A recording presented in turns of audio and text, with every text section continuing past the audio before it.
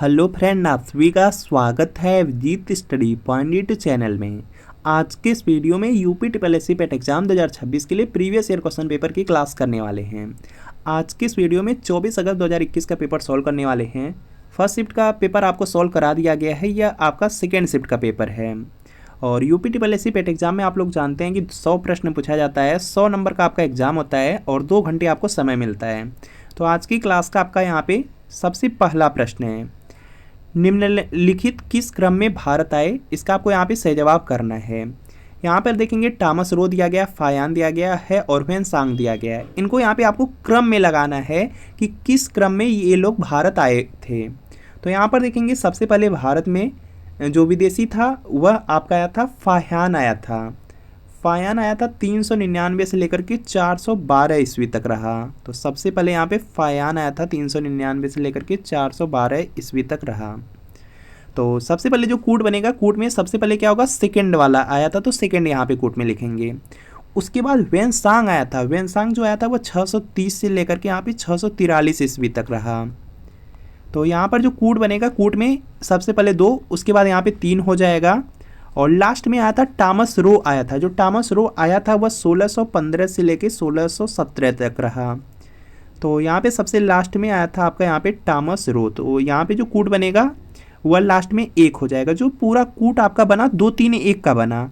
2 3 1 का जो क्रम दिया गया है सी वाले में दिया गया है, तो सी वाला आपका क्या होगा, राइट आंसर हो जाएगा। तो इसी तरीके से आपको एग्जाम में करना रहता है। यहाँ से और भी प्रश्न हैं जो पूछे जा सकते हैं। जैसे यहाँ पे पूछा जा सकता है कि जो टॉमस रो है वह किसके शासन काल में आया था। टॉमस रो यहाँ पर देखेंगे वह जहांगीर के समय में आया था, तो इसको याद रखिएगा। सबसे ज़्यादा इंपॉर्टेंट आपका है यहाँ पर देखेंगे फायान वाला भी पूछा जाता है। फायान आया था चंद्रगुप्त विक्रमादित्य के समय में। यहाँ पे चंद्रगुप्त हो जाएगा, विक्रमादित्य के समय में आया था। तो यह भी आप लोग क्या करेंगे, याद रखेंगे। और इसके बाद यहाँ पर देखेंगे जो ह्वेनसांग है, यह बहुत बार एग्जाम में पूछा जाता है। तो ह्वेनसांग आया था हर्षवर्धन के समय में, तो इसको भी याद रखना है क्योंकि यहाँ से भी प्रश्न आपके एग्जाम में पूछा जा सकता है। चलिए देखते हैं नेक्स्ट प्रश्न आपका। नेक्स्ट प्रश्न पूछा गया है आपके UP triple S C PET exam में कि सिराजुद्दौला किस युद्ध में अंग्रेजों से पराजित हुआ था। तो इसका देखिए आपको सही जवाब करना है। 4 ऑप्शन है, चारों पढ़िए उसके बाद आंसर करिए। तो यहाँ पे इसका राइट आंसर हो जाएगा प्लासी हो जाएगा। यहाँ पे प्लासी हो जाएगा। ऑप्शन नंबर जो बी वाला है, बी वाला आपका बिल्कुल राइट आंसर हो जाएगा। और जो प्लासी का युद्ध हुआ था वह सिराजुद्दौला और जो अंग्रेज थे इनके बीच में हुआ था। और यहाँ पे जो सिराजुद्दौला था वह हार गया था, अंग्रेजों से वह पराजित हो गया था। तो यह आप लोग याद रखेंगे। और इसके बाद देखते हैं नेक्स्ट प्रश्न आपका दिया गया है यहाँ पे। जो प्लासी का युद्ध हुआ था 1757 ईस्वी में हुआ था, यह भी याद रखेंगे क्योंकि सन भी आपसे पूछा जा सकता है। इसके अलावा बक्सर का युद्ध दिया गया, बक्सर का युद्ध हुआ था 1764 ईस्वी में, तो इसको भी याद रख लीजिएगा। और वांडीवास वाला जो युद्ध है यह हुआ था 1760 ईस्वी में, तो इसको भी याद रख लीजिएगा। चलिए देखते हैं नेक्स्ट प्रश्न आपका है कि इनमें से कौन हड़प नीति का कट्टर समर्थक था। तो इसका देखिए आपको सही जवाब करना है। 4 ऑप्शन है, चारों ऑप्शन पढ़िए उसके बाद आंसर करिए। इनमें से कौन हड़प नीति का कट्टर समर्थक था। तो यहाँ पे इसका राइट आंसर हो जाएगा लॉर्ड डलहौजी। हड़प नीति का जो संबंध है वह लॉर्ड डलहौजी से है। तो यहाँ पर आपका ऑप्शन नंबर जो बी वाला है, बी वाला आपका यहाँ पे बिल्कुल राइट आंसर हो जाएगा। इसके अलावा आपको याद रखना है कि जो लॉर्ड डलहौजी है इसी के समय में यहाँ पे प्रथम रेलगाड़ी चली थी। भारत में जो पहली रेलगाड़ी है वह इसी के समय में चली थी और मुंबई से लेकर के थाड़े के बीच में चली थी। 1853 ईस्वी में चली थी। यह भी पॉइंट याद रखना है, यहाँ से प्रश्न आपके एग्जाम में पूछा जा सकता है। अगला प्रश्न है कि भारतीय इतिहास में धन्वंतरी कौन थे। तो इसका देखिए आपको सही जवाब करना है और यहाँ पर इसका राइट आंसर हो जाएगा। देखिए भारतीय इतिहास में जो धन्वंतरी थे यह कौन थे, यह चिकित्सक थे और यह चंद्रगुप्त विक्रमादित्य की सभा में सुशोभित करने वाले प्रसिद्ध चिकित्सक थे। तो यहाँ पे क्या होगा, बी वाला आपका बिल्कुल यहाँ पे क्या होगा, राइट आंसर हो जाएगा। जो भी छात्र बी वाले को चूज किए बिल्कुल राइट हैं। अगला प्रश्न आपके सामने है यहाँ पे, मौर्यकालीन भारत के विवरण वाली इंडिका के लेखक थे। तो इसका देखिए आपको सही जवाब बताना है। यहाँ पर देखेंगे इंडिका क्या है, पुस्तक है और इसके लेखक की बात किया गया, लेखक कौन थे। तो यहाँ पे इसका राइट आंसर हो जाएगा, यह मेगास्थनीज की पुस्तक है। इंडिका के जो लेखक हैं वो मेगास्थनीज हैं। तो यहाँ पर क्या होगा, आपका ऑप्शन नंबर ए वाला आपका यहाँ पे बिल्कुल राइट आंसर हो जाएगा। मेगास्थनीज आपका यहाँ पे चंद्रगुप्त मौर्य के समय भारत की यात्रा किया था। तो यहाँ पे क्या है, ए वाला आपका राइट आंसर है। अगला प्रश्न आपके सामने है कि साइमन कमीशन किस वर्ष भारत में प्रथम बार आया। तो इसका देखिए आपको सही जवाब बताना है। सभी लोग प्रयास करेंगे, राइट आंसर करेंगे। तो साइमन कमीशन यहाँ पर देखेंगे, यह आया था 1928 में। भारत में जो पहली बार साइमन कमीशन आया वह 1928 में आया। तो यहाँ पे क्या होगा, डी वाला आपका बिल्कुल राइट आंसर हो जाएगा। डी वाला क्या होगा, यहाँ पे बिल्कुल राइट आंसर हो जाएगा। इसके बाद देखेंगे नेक्स्ट प्रश्न आपका दिया गया है यहाँ पे कि भारतीय राष्ट्रीय कांग्रेस द्वारा किस अधिवेशन में ऐतिहासिक पूर्ण स्वराज या जो पूर्ण स्वतंत्रता है उसका प्रस्ताव पारित किया गया। तो इसका देखिए आपको सही जवाब करना है। तो यहाँ पे इसका राइट आंसर हो जाएगा, जो पूर्ण स्वराज का प्रस्ताव है वह लाहौर में यहाँ पे पारित किया गया था। तो यहाँ पे क्या होगा, बी वाला आपका यहाँ पे राइट आंसर हो जाएगा। बी वाला क्या होगा आपका यहाँ पे बिल्कुल राइट आंसर हो जाएगा। और जो लाहौर यहाँ पे लाहौर में हुआ था, उस समय यहाँ पे कांग्रेस सम्मेलन हुआ था और लाहौर में हुआ था और 1929 ईस्वी में हुआ था। और उसी समय यहाँ पर देखेंगे पूर्ण स्वराज की जो मांग की गई थी, प्रस्ताव रखा गया था, वह उसी समय किया गया था। तो बी वाला यहाँ पे राइट आंसर है। अगला है यहाँ पे कि निम्न का मिलान करें। यहाँ पे आपको क्या करना है, मिलान करना है। तो चलिए यहाँ पर देखते हैं किस तरह से आपको मिलान करने हैं। तो सबसे पहले यहाँ पे दिया गया है इंडियन नेशनल आर्मी दिया गया है, इंडियन नेशनल आर्मी दिया गया है। और यहाँ पर देखेंगे इसका आपको यहाँ पे क्या करना है, मिलान करना है। तो जो इंडियन नेशनल आर्मी है और इसका जो यहाँ पे मिलान हो जाएगा यहाँ से, रास बिहारी बोस और सुभाष चंद्र बोस ने किया था। तो यहाँ पे इंडियन नेशनल आर्मी है और इसका जो यहाँ पे मैच होगा, मिलान होगा, वह दूसरे से होगा, सुभाष चंद्र बोस से। तो जो कूट आपका बनेगा, कूट में क्या होगा, 2 हो जाएगा, क्योंकि जो इंडियन नेशनल आर्मी थे उसके जो संस्थापक थे रास बिहारी बोस भी थे और सुभाष चंद्र बोस भी थे। तो यहाँ पे कूट में क्या लिखेंगे, 2 लिखेंगे। उसके बाद गदर पार्टी है, गदर पार्टी के जो संस्थापक थे वह लाला हरदयाल थे। तो यहाँ पे गदर पार्टी, इसका मैच किससे होगा, यहाँ पे पहले वाले से। तो कूट में क्या होगा, 1 लिखा जाएगा। इसके बाद देखेंगे यहाँ पे दिया गया मित्र मेला दिया गया। मित्र मेला का यहाँ पे जो संबंध है वह विनायक दामोदर सावरकर से है। मित्र मेला का जो यहाँ पे संबंध है वह है विनायक दामोदर सावरकर। तो यहाँ पे जो कूट बनेगा, कूट में 3 लिख लेंगे। इसके बाद देखेंगे होम रूल लीग दिया गया, होम रूल लीग। तो इसका यहाँ पे होम रूल की जो स्थापना है वह किया गया था एनी बेसेंट के द्वारा। तो यहाँ पे क्या होगा आपका, डी वाले में चौथा हो जाएगा। तो जो कूट आपका बना, कूट में क्या बना, 2 1 3 4, 2 1 3 4। तो अब कूट में देखेंगे यह कहाँ पे दिया गया है, 2 1 3 4, 2 1 3 4 दिया गया है ऑप्शन नंबर बी वाले में। तो बी वाला आपका क्या होगा, राइट आंसर हो जाएगा। इसी तरीके से आपको एग्जाम में करना रहता है। चलिए नेक्स्ट प्रश्न है कि निम्न में से किसने महात्मा गांधी के खिलाफत आंदोलन से जुड़ने का विरोध किया। तो इसका देखिए आपको सही जवाब करना है और यहाँ पे इसका राइट आंसर होगा जो मोहम्मद अली जिन्ना था। तो यहाँ पे क्या होगा, सी वाला बिल्कुल राइट आंसर हो जाएगा। इसमें जो मोहम्मद अली जिन्ना है वह महात्मा गांधी के खिलाफत आंदोलन से जुड़ने का विरोध किया था। तो सी वाला क्या है, बिल्कुल राइट आंसर है। अगला प्रश्न आपके सामने है कि इनमें से कौन सा क्रांतिकारी संगठन काकोरी षड्यंत्र केस में शामिल था। तो इसका देखिए आपको सही जवाब करना है। यहाँ पे दिया गया इनमें से कौन सा क्रांतिकारी संगठन है जो काकोरी षड्यंत्र हुआ था, जो काकोरी षड्यंत्र केस हुआ था उसमें शामिल था। तो यह हिंदुस्तान रिपब्लिकन एसोसिएशन था। तो यहाँ पे क्या होगा, डी वाला बिल्कुल यहाँ पे राइट आंसर हो जाएगा। और यहाँ पे देखेंगे जो आपका यहाँ पे हिंदुस्तान रिपब्लिकन एसोसिएशन है, इसमें देखेंगे सचिंद्रनाथ सन्याल थे, राम प्रसाद बिस्मिल थे और चंद्रशेखर आज़ाद थे, यही लोग थे। तो यहाँ पे क्या होगा आपका ऑप्शन नंबर यहाँ पे डी वाला राइट आंसर है। अगला प्रश्न देखते हैं कि नागार्जुन सागर बांध, नागार्जुन सागर जो बांध है किस नदी पर बना है। तो इसका देखिए आपको सही जवाब करना है। सभी लोग प्रयास करेंगे, राइट आंसर करेंगे। नागार्जुन सागर बांध की बात किया गया है तो यह बना है कृष्णा नदी पर, कृष्णा नदी दिया गया है ऑप्शन नंबर बी में। तो बी वाला आपका क्या है, बिल्कुल यहाँ पे राइट आंसर हो जाएगा। बी वाला क्या होगा, बिल्कुल यहाँ पे राइट आंसर हो जाएगा। इसके बाद देखते हैं नेक्स्ट प्रश्न आपका दिया गया है यहाँ पे कि माउंट एवरेस्ट पर प्रथम बार चढ़ाई किस वर्ष की गई। तो इसका देखिए आपको सही जवाब करना है। यह किया गया था 1953 ईस्वी में, 1953 ईस्वी में। और 1953 दिया गया बी वाले में। तो बी वाला आपका राइट आंसर हो जाएगा। माउंट एवरेस्ट पर पहली बार चढ़ने वाले शेरपा तेंजिंग थे और एडमंड हिलेरी थे। तो यहाँ पे क्या होगा, बी वाला आपका राइट आंसर होगा। अगला देखते हैं प्रश्न यहाँ पे दिया गया कि भरतपुर में स्थित जो पक्षी अभ्यारण्य है या जो राष्ट्रीय उद्यान है उसका नाम क्या है। तो यहाँ पे इसका राइट आंसर हो जाएगा, उसका नाम है केवलादेव घाना राष्ट्रीय उद्यान है। जो भरतपुर में है उसका नाम है केवलादेव यहाँ पे घाना राष्ट्रीय उद्यान, तो यहाँ पे क्या होगा, सी वाला आपका राइट आंसर है। अगला भिलाई इस्पात संयंत्र के लौह अयस्क का स्रोत है, तो यहाँ पे इसका आपको सही जवाब करना है और यह दल्ली राजहरा है, जो कि यहाँ पे देखेंगे ए वाले में दिया गया है, ए वाला आपका यहाँ पे राइट आंसर हो जाएगा। इसके बाद देखेंगे नेक्स्ट प्रश्न आपका दिया गया है यहाँ पे 15 नंबर का प्रश्न है और इसमें आपसे पूछा जा रहा है दिए गए दर्रों और उनके स्थानों का कौन सा जोड़ है जो कि सही नहीं है, तो इसका आपको यहाँ पे सही जवाब करना है। सभी लोग प्रयास करेंगे और राइट आंसर करेंगे। तो सबसे पहले यहाँ पे आपको दिया गया है यहाँ पे जोजिला और बुर्जिल दर्रा दिया गया है, जोजिला और बुर्जिल दर्रा है जो कि जम्मू और कश्मीर में है, तो पहला वाला तो बिल्कुल सही है।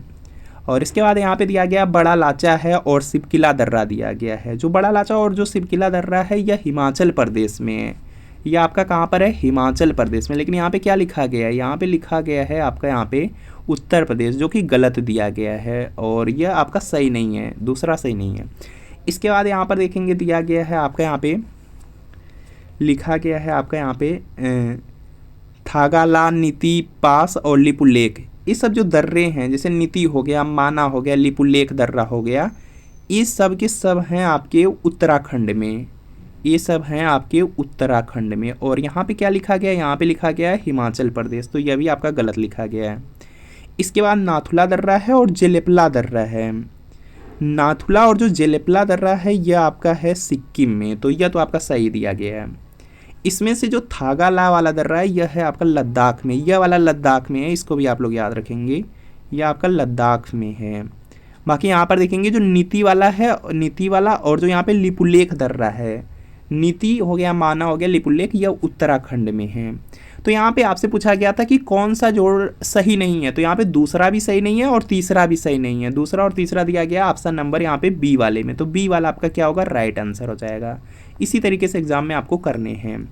अगला है किसके बढ़ने के फलस्वरूप निजी निवेश में वृद्धि की अधिक संभावना होगी, तो इसका देखिए आपको सही जवाब करना है और यहाँ पे इसका राइट आंसर हो जाएगा नई पूंजी पर अनुमानित जो प्राप्ति होती है, तो यहाँ पे सी वाला आपका राइट आंसर होगा। इसके बाद देखेंगे नेक्स्ट प्रश्न आपका दिया गया है यहाँ पे 17 नंबर का प्रश्न है कि भारत की राष्ट्रीय आय का आकलन करने वाली संस्था है, तो इसका देखिए आपको सही जवाब करना है और यहाँ पे इसका राइट आंसर हो जाएगा यह सीएसओ द्वारा किया जाता है। भारत की जो राष्ट्रीय आय है उसका जो आकलन है वह सीएसओ द्वारा किया जाता है, केंद्रीय सांख्यिकी संगठन। डी वाला आपका क्या होगा, राइट आंसर होगा, डी वाला आपका यहाँ पे राइट आंसर हो जाएगा। इसके बाद देखेंगे नेक्स्ट प्रश्न आपका दिया गया है यहाँ पे सेवा क्षेत्र का दूसरा नाम क्या है, तो इसका देखिए आपको सही जवाब बताना है और यहाँ पे इसका जो राइट आंसर है यह देखेंगे हो जाएगा यहाँ से उस सेवा क्षेत्र का दूसरा नाम क्या है, तो यह तृतीयक हो जाता है, तृतीयक के अंतर्गत आता है। तो यहाँ पर क्या होगा, आपका ऑप्शन नंबर ए वाला राइट आंसर है। जो सेवा क्षेत्र है उसका दूसरा नाम क्या है कि तृतीयक क्षेत्र है, क्योंकि यहाँ पे जो देखेंगे कृषि होता है, कृषि आप लोग जानते होंगे, खेती बाड़ी, तो कृषि क्या है, यह प्राथमिक के अंतर्गत आता है। और जो आपका उद्योग हो गया, उद्योग आता है आपका यहाँ पे, उद्योग आता है आपका द्वितीयक क्षेत्र में आता है। और जो आपका जैसे सेवा क्षेत्र हो गया तो यह आता है तृतीयक में, तृतीयक क्षेत्र में आता है, तो इसको याद रखेंगे आप लोग।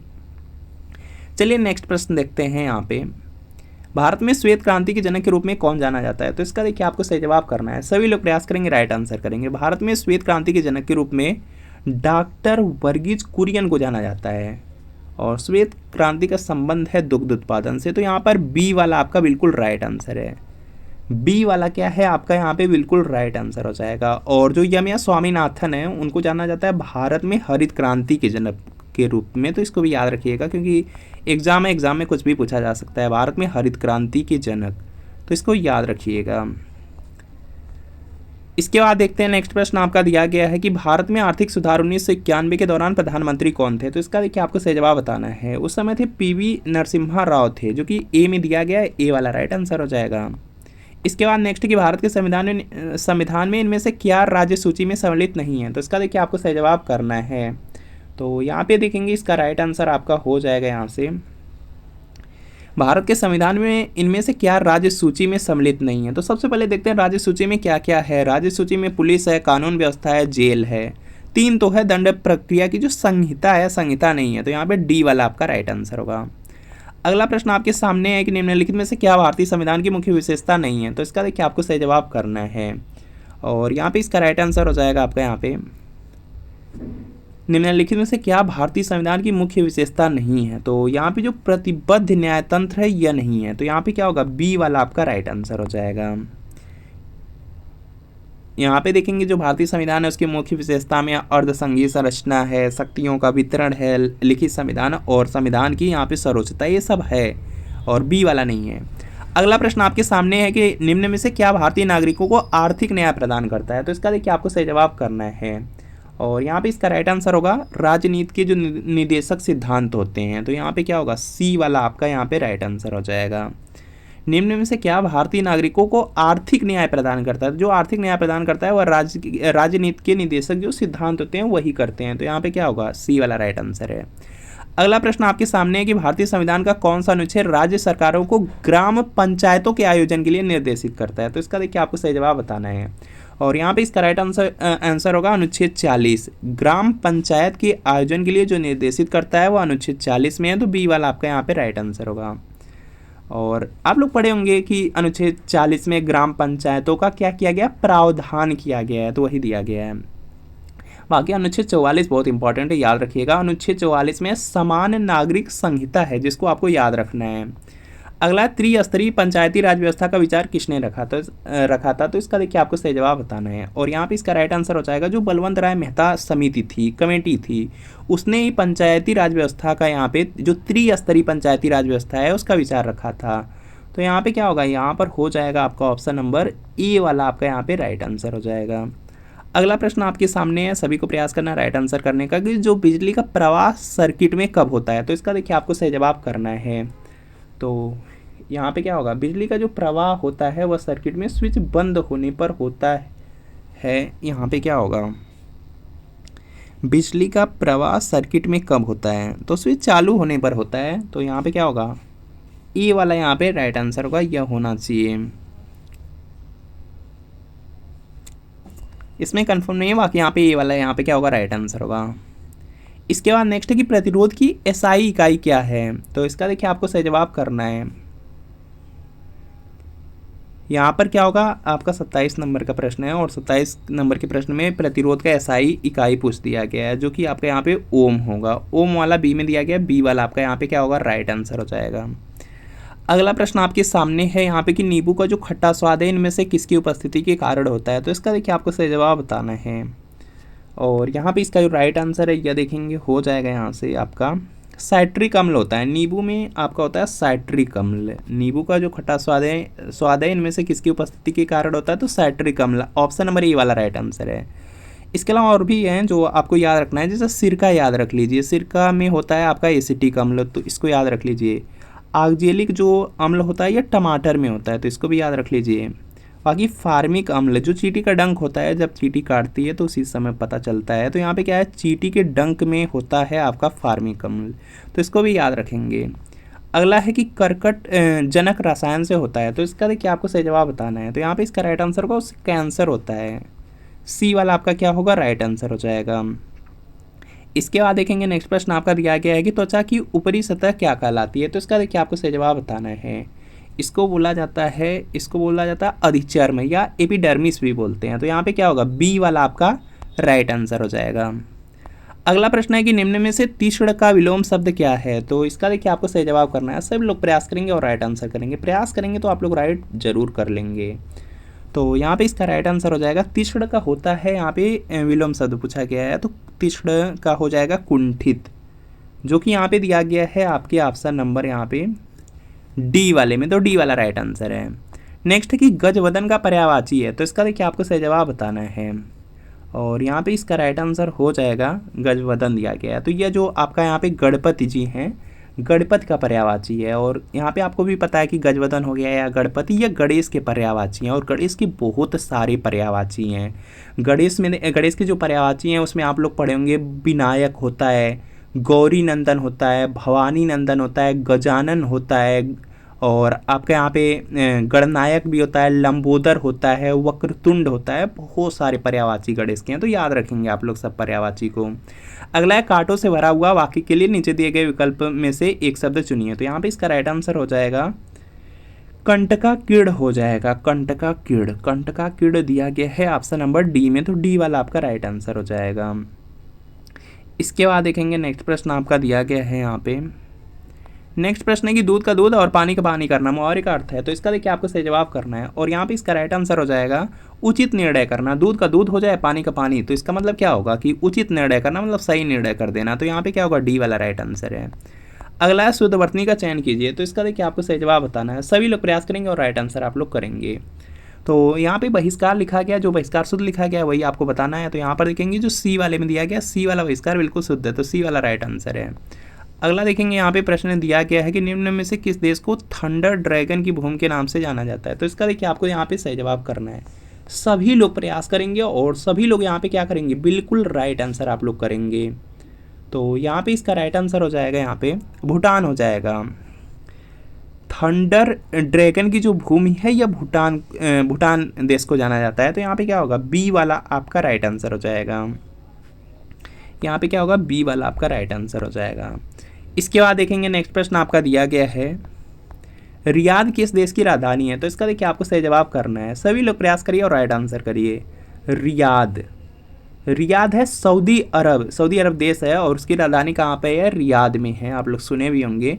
तो यहाँ पे क्या होगा, सी वाला आपका बिल्कुल राइट आंसर है। और बहुत ज़्यादा जो इजी है वह पूछा जा सकता है आपसे यहाँ पे।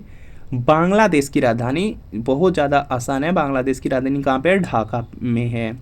बाकी यहाँ पे जो म्यांमार की राजधानी है वह है नायपियडा, तो इसको भी याद रखेंगे।